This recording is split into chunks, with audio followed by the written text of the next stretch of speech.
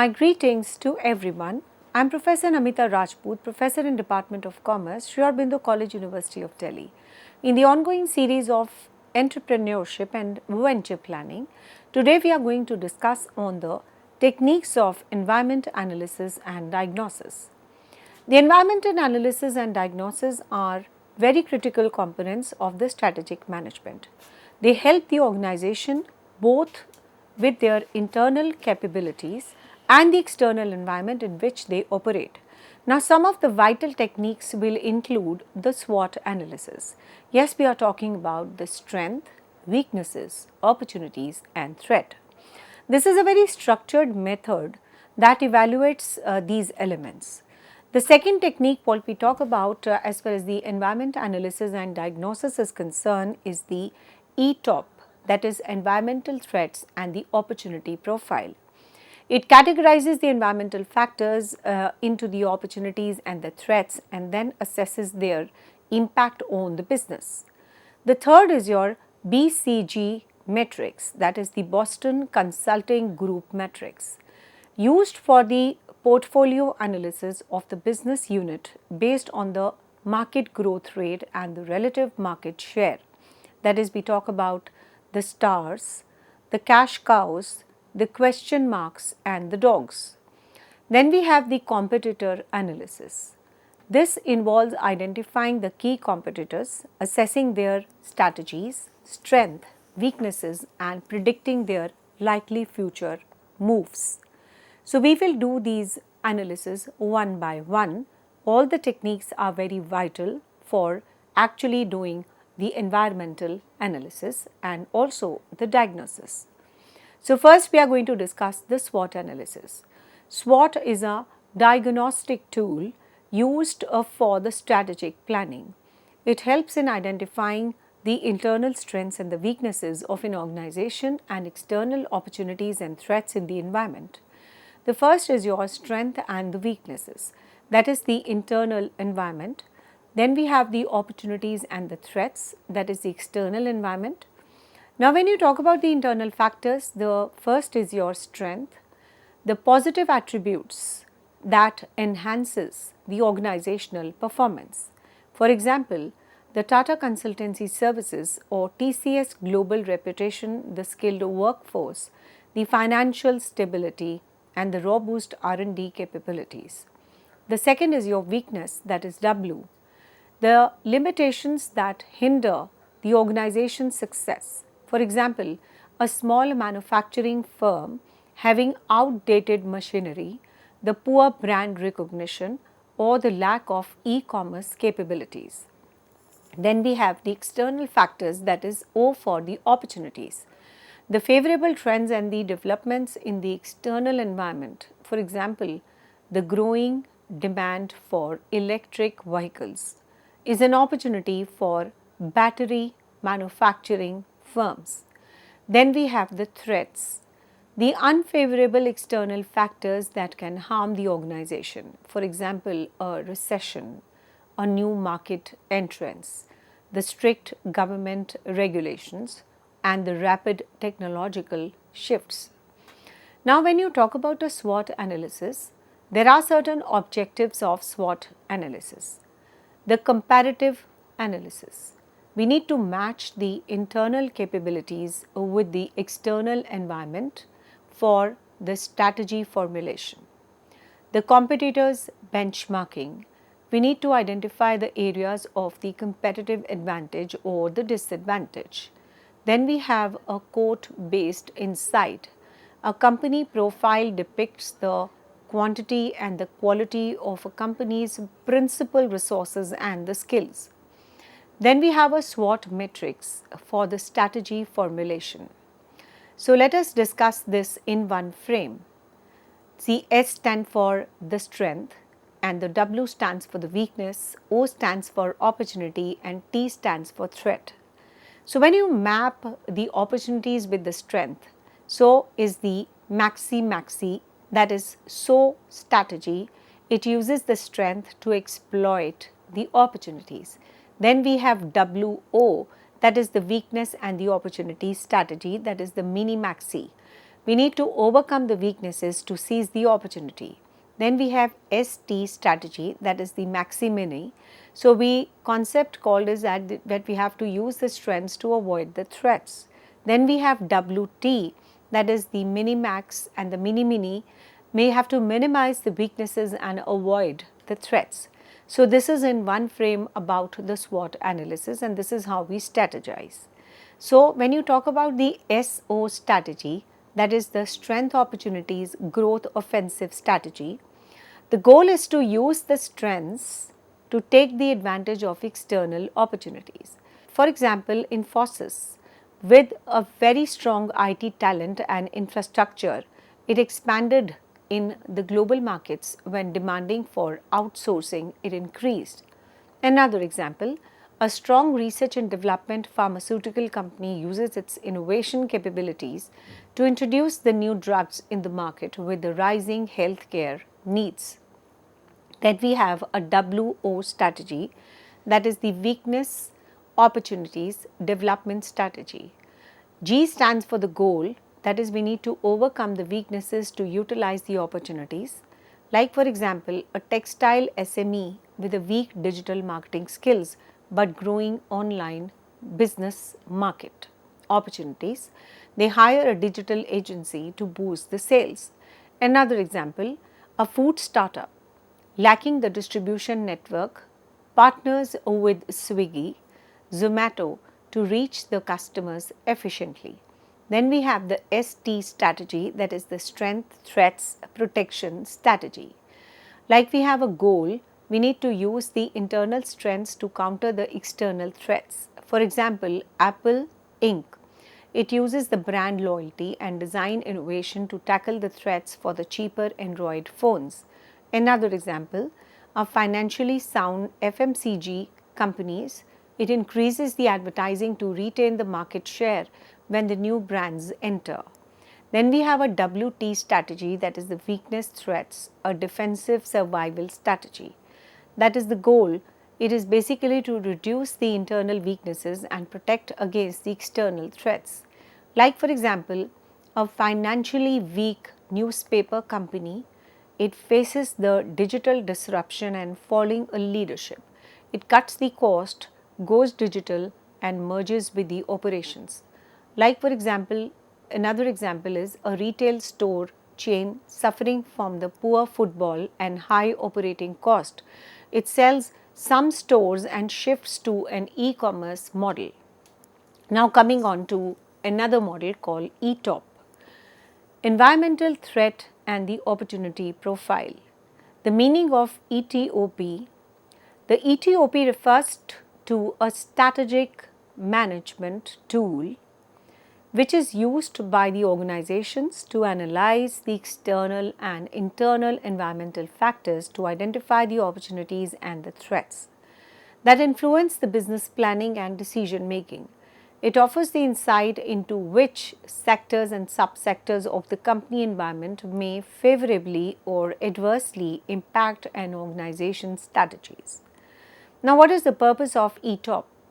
To identify and evaluate the environmental factors that can either facilitate or hinder the business operations, to assist in the formulation of proactive strategies for the growth and sustainability, to enhance the strategic agility of a business in responding to the environmental changes. For example, suppose a company is planning to enter into the steel boxes manufacturing business, it must conduct an ETOP to examine the market demand, consumer income levels, the government regulations, the competitor landscape. If the analysis shows a growing demand and the favorable regulations, it must support the decision to launch the business. Now, the first is your environmental scanning in ETOP.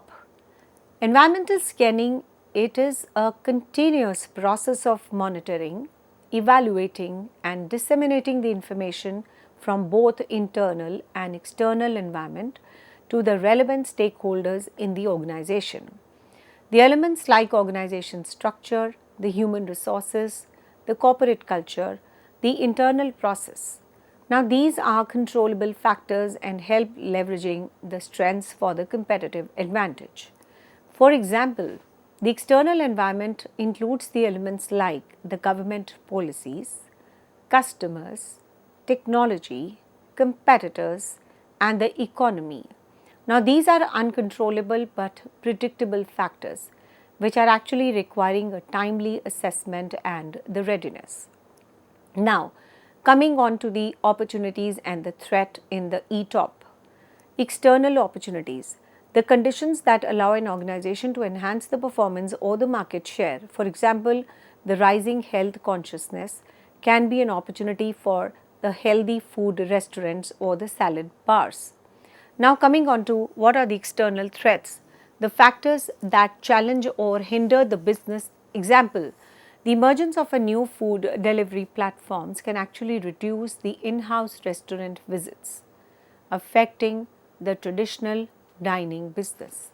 Now, there are certain objectives of ETOP. The first is to identify the potential opportunities and the threats from the environmental factors. The next is to help the organizations understand their strategic position in the market. The third is to aid in formulating the suitable business strategies which is aligned with the market dynamics. Now, there are certain steps in the ETOP. We need to identify the key environmental factors: economic, political, social, technological, legal, geographical, global, etc. We need to divide these factors into the subsectors for a deeper analysis. We need to analyze each factor to determine the strengths and the weaknesses. We need to assess the impact of each subsector, favorable, unfavorable, or neutral. So, this economic, political, social.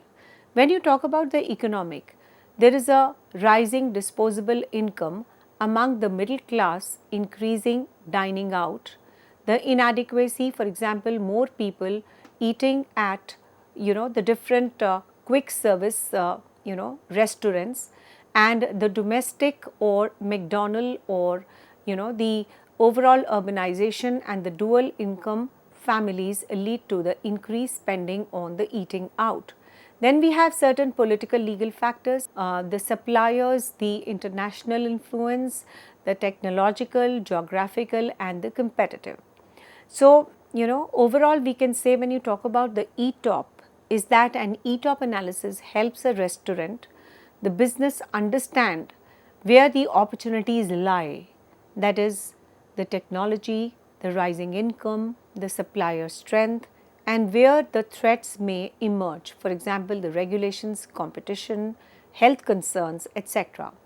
So, when you talk about using the ETOP, a restaurant can modify its menu to include the healthy options, adopt a digital ordering systems, position itself in a niche market, and expand through franchising in high income zones.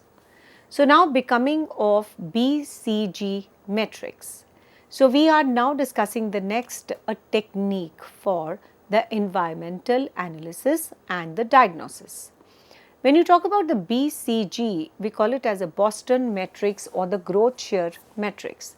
This was developed by Bruce Henderson, who is a founder of BCG in 1970. It helps in the strategic decision making for the product and the business portfolio management. It classifies the business units or the products based on two key parameters. The first is your relative market share, that is the cash generations, and the market growth rate, that is the cash usage. Now, what is the purpose of BCG matrix? To be successful, a company should have a portfolio of the products with the different growth rates and the different market shares. The idea is to balance the cash inflows and the cash outflows. We need to allocate the resources effectively and also plan for the long-term sustainability and the profitability. Now, there are certain key indicators which can be explained as follows. The relative market share, that is the cash generation. Now, when you talk about a cash generation, this refers to the strength of a product or a business unit in the market relative to its largest competitor. It acts as a proxy for the ability to generate cash. If the company's A detergent brand has a 30% of market share and the largest competitor, it has 60%, that is the relative market share is 1:2. So if the company A has 60% and the competitor has 30%, it is 2:1, indicating a stronger market dominance. The second is your market growth rate, that is the cash usage. Now this represents the market attractiveness and the potential. Higher market growth requires more investments to expand and sustain. Then we have a standard cutoff. The 10% market growth rate is considered a threshold. For example, this varies across the industries. For example, a smartphone industry may grow at 15% annually. High investment is needed, but in the toothpaste industry, growth is just 2%, considered mature. So we are having a 4 quadrants of the BCG matrix. We have a market growth high and low, and the high market share and the low market share. So if we have a high market share and the market growth is high, we have stars, and if we have a high market rate and the overall market growth is low, we have cash cows, and the low market share and the high market growth rate, we have the question mark, and then we have a low market rate and also the low market growth, we have dogs. So this is a 4 quadrants of BCG matrix. When you talk about the first metric part, that is the stars, we have a high growth rate and the high market share. So here the leaders in the rapidly growing market, they require a continuous investment to maintain that position. Eventually it becomes a cash cows when the market growth slows down. Then we have the examples of Apple iPhone, especially during the early years in the smartphone boom, was the star dominating the market share in the fast growing industry. Then we have the question mark, which is a high growth and a low market share. It operates in the attractive markets but lack the strong position. We have a need for the strategic decision making whether to invest heavily or divest. It can be turned into stars with the right strategy, or it can become the dogs if ignored. For example, the electronic bikes by a new company, the market is booming but the brand has a limited recognition and the share. So we have decisions of invest or divest. So then we have a cash cows, that is the low growth rate and the high market share. So we have to establish the business in the mature markets. We need to generate the cash surplus with the minimal investments. We need to provide funding to the investment in the stars and the question marks. So the example is that we have a Microsoft Office suite, that is the slow market growth but high dominance. It funds the Microsoft investments in the new technologies like AI and the cloud. When we have dogs, low growth rate and the low market share. In this we have a very limited potential. We barely break even or result in the losses. Then we have generally recommended for divestments or repositioning and sometimes retained for the strategic reasons. For example, the DVD players outdated, the low sales, no market growth, yet some companies keep them to complement the sales of a smart TVs or the music systems, that is the loss leader strategy. Then we have a natural life cycle of the products in BCG matrix.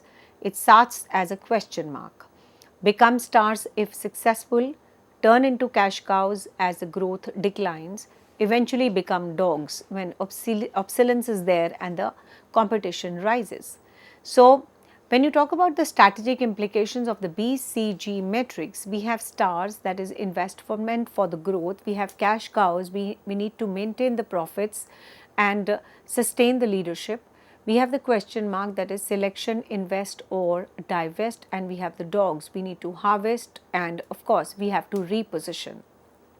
There are certain limitations of the BCG matrix. So only it considers the 2 dimensions, the market growth and the relative market share. It ignores the other important factors like the brand strength, the customer loyalty, innovation, profitability, etc. Then we have the misclassification, that is ambiguity in defining the market, and the market share may lead to a wrong strategic decisions. There are some dogs which may be strategically important even if they don't generate the high flows. For example, the series may be a dog, but it can stimulate the sales of a sound system, that is the cash cows or the stars. Now, there is an overemphasis on the funding stars from the cash cows. It assumes that the cash cows must decline, which is not always true. There has to be continuous investment in the cash cows, which may be needed to extend their life cycle. It also undervalues the role of the dogs. The dogs can be strategic assets. It acts as the entry points and serve as a complementary role. For example, some legacy products can be, the cross sold when the new products adding value to the brand. So, at the end of this particular matrix, we can say that the BCG metric remains a very useful tool for evaluating the business portfolios and guiding the investment decisions.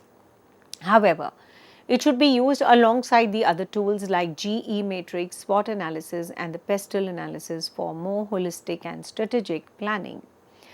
The next technique we are going to talk about is the competitor analysis. The competitor analysis is a very critical part of the strategic planning.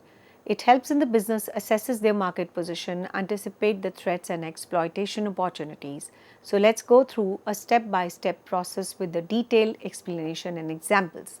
The first is identifying the organization competitors. This is the foundational step. A company must identify who its current and the potential competitors are. The competitors may be direct, offering similar products or the services, or indirect, offering the substitutes and the alternatives. Like for example, for Coca-Cola, direct competitors are Pepsi, Dr. Pepper, and the local beverages brands. Indirect competitors include the fruit juice brands, the energy drinks called Red Bull, and the bottled water brands like Bisleri and Aquafina. The industry analysis, that is the Porter 5 forces, the customer feedback, and the market research reports. We need to determine the competitor's goal and the objectives. Understanding what competitors aim to achieve gives the insights into their likely behavior. Their goals can be the market leadership, product innovation, customer satisfaction, cost leadership, and the global expansion. The Amazon goal is to be the most important customer centric company globally. On the other hand, the Flipkart objective may be focused on the market share growth in the Indian e-commerce. So, how to gather this information? We gather this information when you talk about the competitor analysis is through the annual reports, investor presentations, press releases, the interviews of the top executives. We need to identify the competitor strategies and the tactics. This step involves analysis on how the competitor achieve their goals and their marketing strategies, and the pricing tactics, distribution models, and the customer acquisition methods, etc. For example, the Nike strategies include the product innovation, celebrity endorsement, and the digital marketing. Adidas, on the other hand, uses the sustainability and the eco-friendly branding as a competition and differentiator.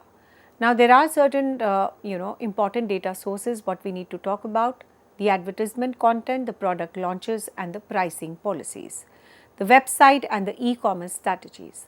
The fourth is assessing the competitor's strength and the weaknesses. This helps in determining whether the competitor excels and whether they fall short or not. It includes a thorough analysis of the internal factors like financial strength, the product quality, the customer loyalty, the supply chain efficiency, and the research and development capabilities. So, there are certain important points which we have discussed in the competitor analysis, and the tools what we have to use for the competitor analysis is the SWOT analysis, benchmarking, and the balanced scorecards. We need to do some estimation of the competitors' reactivity and hostility. So, this step helps understand how aggressively a competitor may respond to your actions. Will they reduce the prices? increase the promotional activities or launch a new product. So, when Jio entered the Indian telecom market with the low cost data plans, Airtel and Vodafone immediately reacted by reducing their prices and increasing the data offerings. So, there are some indicators of high hostility, that is, they start investing high in the R&D and advertising. There are some rapid responses to the market changes. There are some legal threats and the patent disputes. So, determining which competitor to attack or to avoid. So, after analyzing the competitor's strength, weaknesses and aggression levels, the company must decide which competitor can be easily attacked with the weak products and the market gaps, which competitor should be avoided, that is strong retaliatory capabilities. For example, a small organic food brand may choose to avoid competition directly with the Nestle or ITC in processed foods and instead attack a smaller local players in the niche organic segments. So, the strategy options would now be a niche targeting, differentiation and the cost leader in a very specific regions. So, we have understood the different concepts of the competitor analysis, of the different types of the analysis which is done specifically for the competitor. So, we do a deep dive into their financial strength, what your competitor has, the product quality, what it has, the customer loyalty, supply chain, R&D, and then decide about what strategies need to be in place and what specific interventions have to be made. Like for example, Apple, they have a strong brand, equality, innovation and the very loyal customers base. So, they also have a weakness called they have a high pricing, very limited market in the low income segments. So, people with the low income, they do not enter into the Apple market. So, the Samsung, they have a wide quality range of the products and they have very good pricing strategy because they offer all segments people and they have they have spread their loyalty across the different segments. So, this is how we have to deeply analyze the competitor analysis using the different tools like SWOT, benchmarking and the balance scorecard. We have to see their activity level, reactivity level, hostility level to come on to the final decision of the competitor, whether we have to go in for a niche marketing, differentiation, etc. So, all these help us in attaining the cost leadership, whether it has to be a bigger segment or a niche marketing. Thank you so much.